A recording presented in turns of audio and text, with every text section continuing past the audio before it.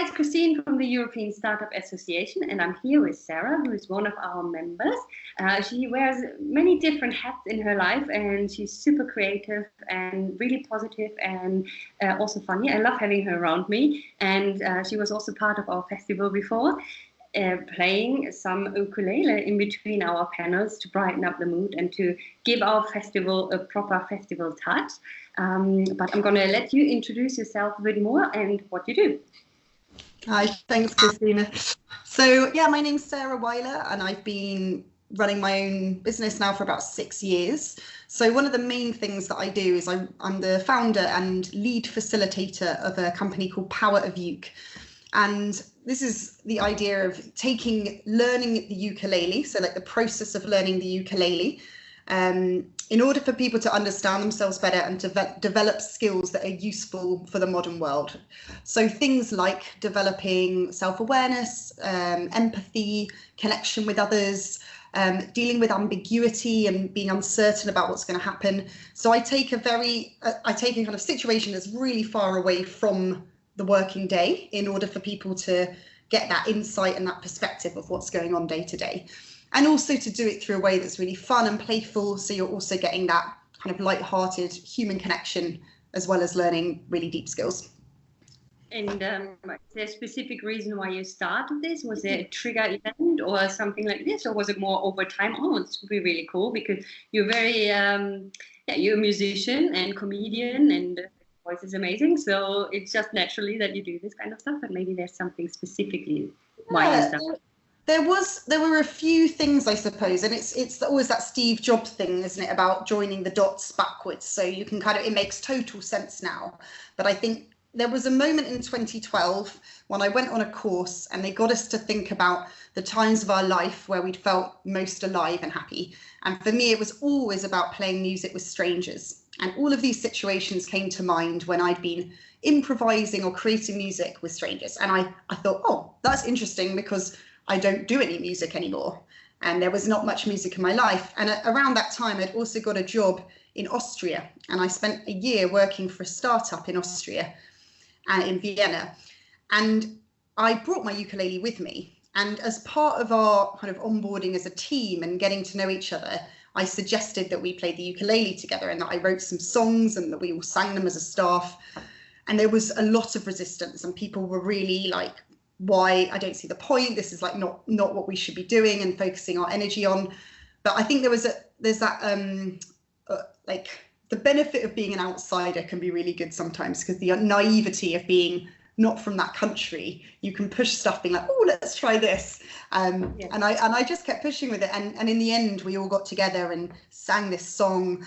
And it was just an absolute turning point in terms of seeing this team who'd been really stressed working in this first year of the startup just let off steam, be silly together, just be playful.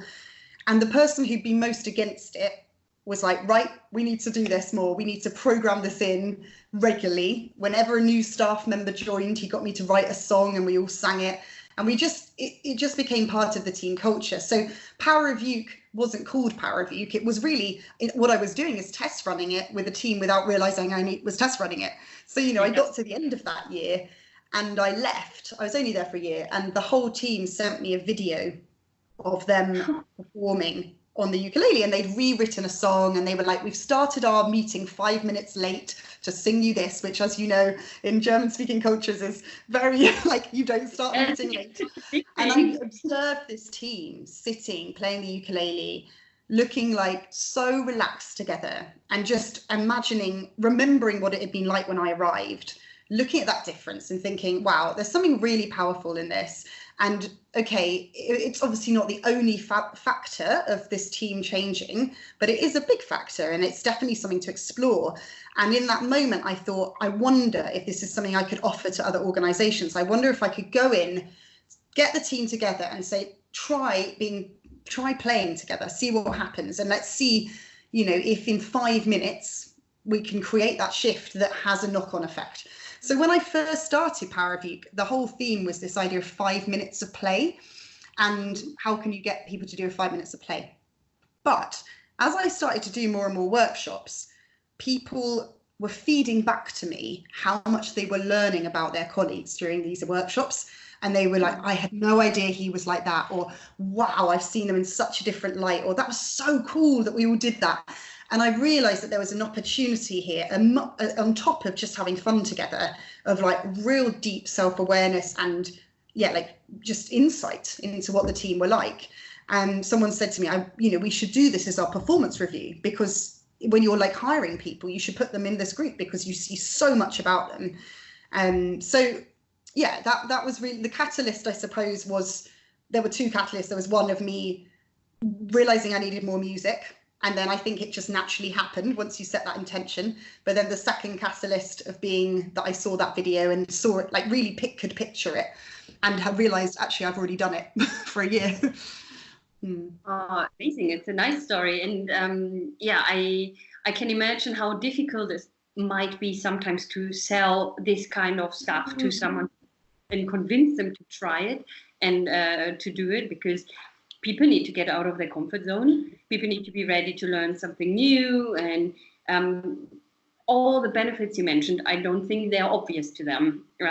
So it's quite probably challenging to convince sometimes people to do that. So your main customers taking up on this new kind of team bonding, stress release activity are more companies, right? So startups.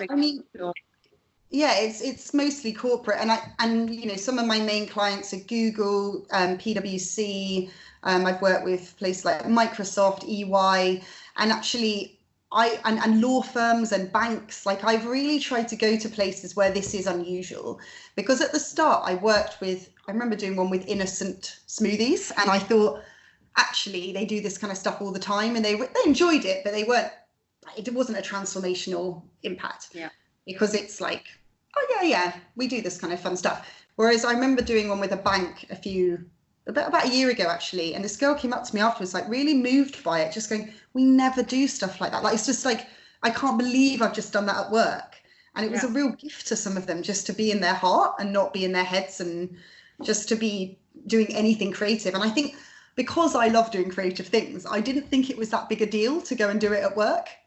But actually, the more I've done it in these kind of really unusual workplaces, the more I've seen, like, this is actually a huge thing for me to be offering this.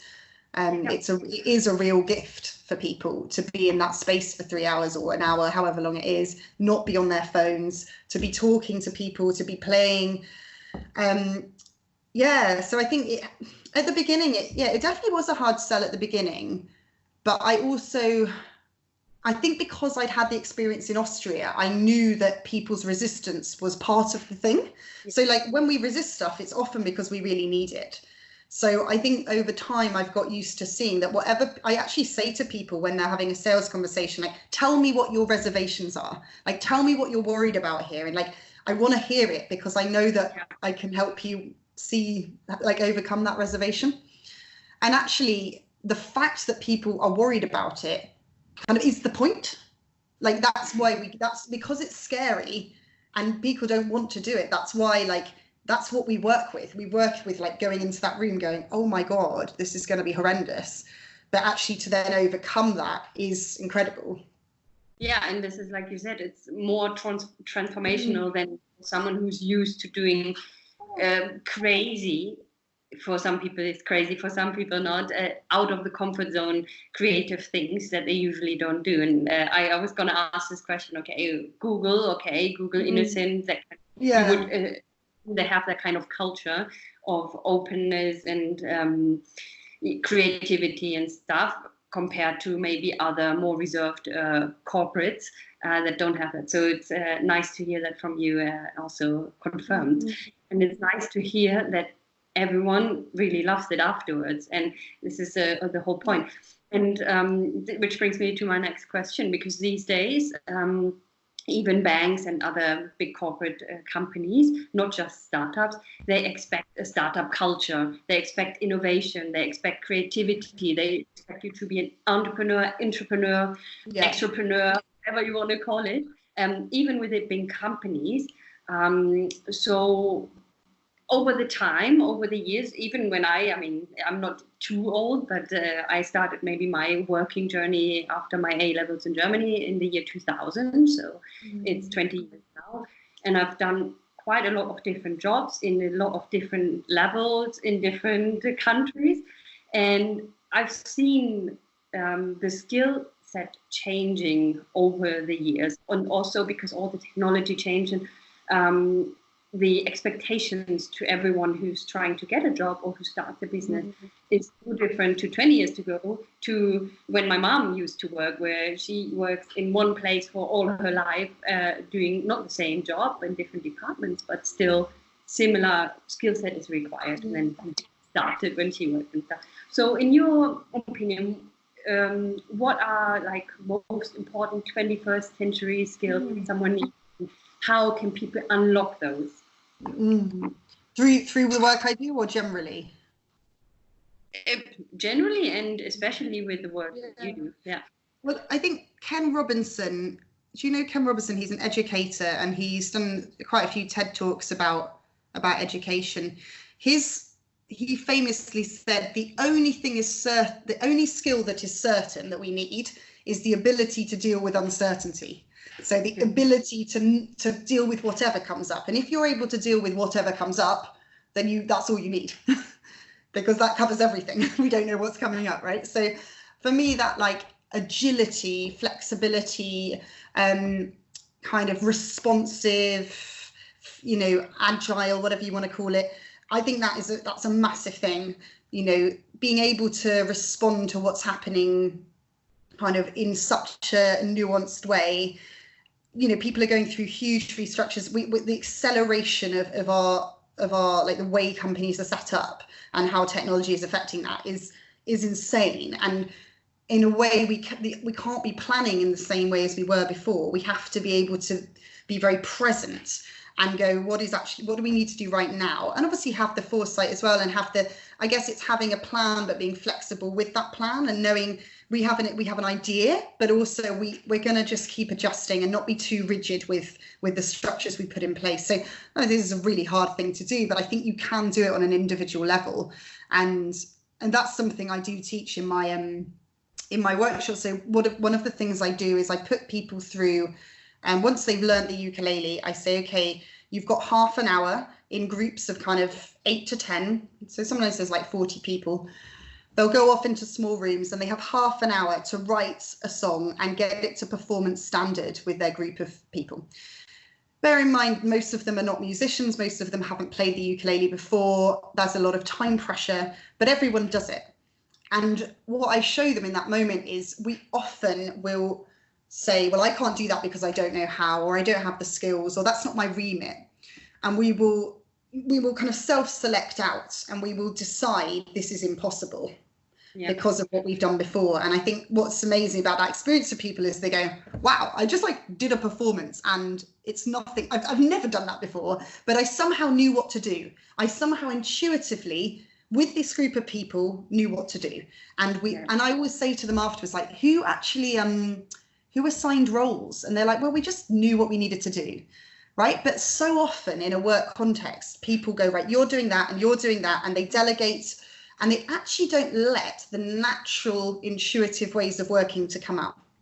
So I'm really interested in like what we always know. We always do know what we need to do. When the situation arises, we will know what to do. Yeah. But we spend a lot of time preparing for stuff that we actually don't know is going to happen. And actually, sorry? Yeah.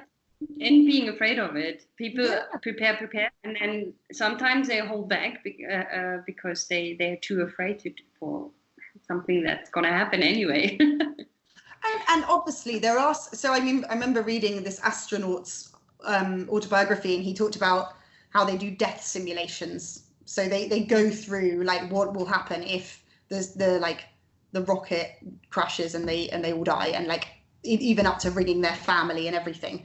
So like there obviously are some situations where you do need to prepare and you do need to practice. But I suppose this is about, there's untapped resource in all of us that says every day new things are happening and new situations are coming up, and it's like this trust that actually will know what we need to do in those situations, and trusting our intuition a bit more. So that's a big thing that I work with, this like dealing with ambiguity, dealing with uncertainty, going into a situation that you have no idea what to do and actually having a really successful outcome. Yeah. It's probably not the best ukulele performance anyone's ever seen, but the point is I'm making it an extreme thing to prove that in the day-to-day stuff, you probably have more than you think you do in terms of resources and knowledge about how to manage things. So that's a big thing. And then I think the other thing is empathy. I think, and within empathy, a big thing I work on with the workshops is like asking for what you need and knowing what you need. And I think there's a lot of stuff around, to be, you know, resilient means that you have to do it all yourself. Or that to be strong and to be an entrepreneur, it's like you shouldn't be asking for help. And actually, what if the strength and resilience actually came from knowing when to ask for help and being vulnerable and to accepting help, and that actually that was a huge strength for people. So I'm really interested in giving people the experience. Again, it's in a ukulele workshop, so it doesn't feel real, but of saying, hey, I'm really struggling with this. And, you know, and what that does to the group when everyone says, hey, I don't know either. And I work with a group of lawyers and they all stand in front of each other and say, I don't know what I'm doing, because it's the ukulele. And I say, how often do you sit in a meeting room as a lawyer and say, I don't know what I'm doing? No, never, yeah. Right? But actually what shifts when everyone says that? It's quite incredible what shifts. Everyone suddenly feels relaxed. Actually, you have this connection, you're able to then do the work. So it's starting to, I guess, breaking down some of these maybe more masculine energies. And by saying that, I don't mean like things that men do, but these ideas of like certainty and action and planning and preparation and structure are the ways that our businesses are being run. And actually what I'm trying to bring in is more of these feminine qualities of intuition, of experimentation, of connection, of support and receiving, and all of that stuff is the stuff that we really need. If we're gonna, we need both of it, but there's a lot already of the masculine stuff. So this is really the stuff I work on. Yeah, really nice. Sounds like a session with the Power of Uke is really like a hidden coaching session with all these kind of things that unlock everything, and you feel empowered afterwards, inspired, less stress probably, and even metaphorically, subconsciously, whatever, you take on all these new thinkings and skills and unlocked so many things in a fun way. So I think so, and I think that's a really nice way of describing it. It is a coaching session. It's like deep coaching, but as a group. But it's also like, I always say, like, some people when they do CPD, or some people when they want to do stuff as a staff will like either go and have a social, or they will do like a really big bit of heavy training, but there's no fun to it, right? So both of those, what I try and do is bring both of those. So it's like, I say it's like the fun factor of a night out, but with the deep learning of a conference, but it's all of it. And I wouldn't want to teach anything without it being really fun. So it's a lot. I think there's a lot packed into that half day. People feel really like there's a lot to process and take away. Nice. Everyone who saw this, make sure you're gonna book her for your next event and to motivate you too and unlock all these amazing things. I'm gonna link back underneath the video to all kind of things anyway. Are there any other top tips that you want to share about awakening creativity, or anything else that you would like to share? I think I'm really interested about how we can best prepare groups of people to be creative together. I think it's so common that people go, right, we need an idea, and they do it in a very like, now we need something now, and actually so much of creativity is in the preparation. And actually I was talking to my coach about this the other day, and this idea of often the rest, as in like resting, comes as a reward to hard work. But I think with creativity, the rest has to come first. So you have like, I'm calling it like nurture first. I think you need to have, before you do the creative stuff, you basically need to get yourself into a really relaxed state. And if we observe times that we are most creative, often people find it's like when they're in the pub with their friends, they're suddenly really witty and like coming up with loads of song lyrics. And They're not doing that in a meeting room, but it's like, what is it about that state? You're more relaxed. You don't feel like you're worried about getting it wrong, you know. So I'm like, how can we get people into a state in what, you know, that feels more conducive to creativity? Yeah. And yeah, music could be one way, but it might be going for a walk. It might just be that we're just being more aware of like what helps people be creative. Because I think it's like the absence of work, actually. I think it's the absence of those, like, do you know what I mean? It's like leaving space. You know, the classic is like, I have ideas in the shower, because you're not trying to work in the shower. Most people aren't working in the shower. Yeah. Exactly what I was going to say. It's, for me, I'm most creative if I'm not in my typical work mindset with my to-do list and have too many things to think about. But it's if I have a bit of free space in my head, but also free space and a bit of tidy up in my house, not being at work. And this is why I always wonder that really people who have to be super creative while they're working, as in classic creative jobs, I'm a painter, I'm a writer, I'm a graphic designer, whatever. I always wonder, okay, this must be really difficult to be creative all the time at the job and have to come up, like you said, with an idea like this in meetings and stuff. So yeah, it's a nice concept and idea. How can you get people into that stage? I know music is one thing, also listening to playlists that you train your brain to be more creative and stuff like this. But your offer could be one of the ways to, okay, guys, let's do this, and you're going to be more creative. You're going to have a creative phase afterwards. People are always really surprised how quickly they're able to write a song when they've done, like, they've played music for 2 hours, and then I just say, let's just write a song, and people are like, how did we just do that? I'm like, because you're chilled, you're relaxed, you've been laughing, you've been making connections, you've been speaking to lots of people, you've been sitting on the floor. You know, that was interesting, actually. I worked with PwC, and someone said, oh, I love sitting on the floor. And I was like, tell me about that. And he said, oh, it's like when we were at school, when we were 4 years old, before we had any inhibitions. Yeah. And I was like, well, that's really powerful, isn't it? Do you ever sit on the floor in your meetings? And they laughed. And I was like, but if sitting on the floor has the association of not having inhibitions, why the hell are we sitting in chairs? Like, there are these associations that get us into a state where we feel totally free and able to give ideas and co-create. And yeah, I think there's so much untapped potential.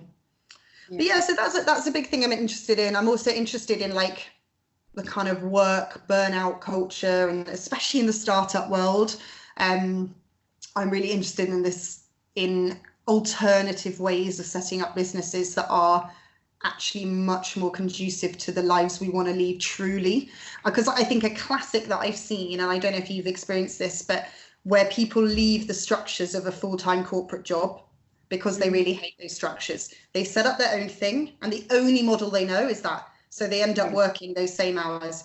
And that is only one model and one paradigm. And I'm just interested in like, what is our perception of work? And I think there's a lot of people that feel they are only working if they're feeling like they've really worked hard and suffered. Mm-hmm. And then it's like, okay, I've really worked hard today. And I just wonder, like, I think to a certain extent, if that motivates you, fine. But I am concerned to where people push that, and what impact that's having on mental health and the business and the structures of the business. Yeah, and as startups, if it's not like, oh, I have to work hard and do a lot of things, but pretty much everyone sets up a startup because they are passionate about what they want to do with it or what they want to achieve with it. And they love it so much. Also me, I was in that place that you do not know that you're working because you enjoy it so much. So you overwork yourself without knowing you're overworking yourself. And this is when you get close to a burnout. And I think this is when other things and learning new things, taking time out, having specifically hobbies that don't have anything to do with your work and stuff like this is super important when you have your own business. Yes. So yeah, that's something. And then I suppose the other topic I've been really interested in the last few years is around quitting. So I did a TEDx a couple of years ago, which was all around looking at the attitudes we have to quitting. And, you know, typically in the UK, there's a real bias that quitting is something to be avoided. And what I observed is that people were waiting until things were so bad that they had no alternative but to quit before they allowed themselves. So I kind of think that isn't quitting. That's like, you just reach the end and you have to stop. It's not the choice. I think I call it like passive quitting, because actually we don't make that decision. We kind of wait till like life quits on us, or, you know, our health or whatever. And I'm really interested in, like, especially in the entrepreneur world, or people who have more portfolio careers, there's going to be constant situations nowadays where you've been working on something and then something new comes in, and you actually do need to make a choice about what's going to have your attention. And there should be nothing wrong with that. Like, I really believe that, like, our projects have kind of energetic cycles, and we'll be working on something, we'll give it our all, and then at some point it just won't make sense to do it anymore. That feels very, very sad, I think, at the moment for people. That feels like a real sense of loss, of letting go, of shame, of like, I couldn't make that work. When actually, I do just think things come to an end. And then, you know, actually there's an excitement of like, well, what's now? You know, what's in that space? What else can I create? So if we are creative entrepreneurs, we kind of need to get good at quitting. That's the experience I've had in the last few years. Like, we need to feel like at peace with things coming and going in our lives, because actually, if we're holding on to something that's run its course, we're stopping really good stuff from coming in. Yes. And then there's the other side of that, you know, there are also techniques to keep motivated with things. And that sometimes we might, if we have a personality that is quick to quit, so, you know, there are some people that will quit more easily than others, but potentially will miss the opportunity of growing something. And that's why it's difficult, because you don't always know what it is. You don't always know whether it's actually, you know, it's really difficult. And so one of the things I've created is this model, which I shared at the European Startup Festival in 2018, which is this quitting quadrant, which gets you to take any situation you're in and really get curious of, like, what is happening? What is my level of interest right now? What's my level of discomfort? And what do I need to do to regain the balance? So it's allowing people to use their time and energy most effectively, and make sure they're spending it on things that really they want to, but also that they're giving things the best chance of having it, of going. But yeah, so that's another thing I've been exploring. Very nice. Lots of things. Anything else you want to share before we finish this amazing, insightful interview? Yeah, I suppose one of the things, I guess, having shared all of these different things that I'm doing, is that I'm starting to understand what it's like to be kind of a multi-potentialite or a multi-passionate, and really looking at, like, what it means to have many strings to your bow in a society that potentially favors focus. And I think for a long time I felt that I probably should just choose one thing to work on, and that there was a bit of, like, it was something to be a bit ashamed of that I hadn't chosen that focus. And what I'm starting to see is that actually it is a personality type and a preference to have variety, and that I often feel most alive and balanced when I do have a lot of things going on. And that actually when I've only got one thing, it doesn't feel so, in a way I lose all focus, because I need to have these things playing off each other. So as part of that, I've created a community called Carousel. There's this idea that all of our things are on a kind of carousel, like a Yo Sushi conveyor belt. And at different points, different projects will come in and out of our lives. And they kind of work in cycles. And we don't need to commit to something forever. We just need to commit to something for that moment. And it's about, I guess it's a kind of a meditation, really, of being, you know, mindfulness, practice, in terms of being present with whatever is in that moment. So as part of that, I set up a newsletter, and I'm starting to coach people around the carousel model. So it's interesting that, like, someone said to me the other day, it's kind of ironic that you now have a very focused, singular way of explaining the fact that you do lots of things, which is like, carousel model is actually very clear and focused. But I kind of needed that in the end to share this. So I suppose in terms of things that that seems to be things I'm speaking to a lot of people about at the moment, and I'm coaching quite a few people that are living that kind of lifestyle and want to set it up in a way that feels honest to how, and, you know, honoring how they want to live, but also doing it in a way that feels really balanced. Nice. And I like the metaphor of the carousel that you use. Because it really feels like that. Sometimes as well, it goes too fast, maybe. Sometimes it doesn't go fast enough. So there's a lot of things that I can identify with as well. And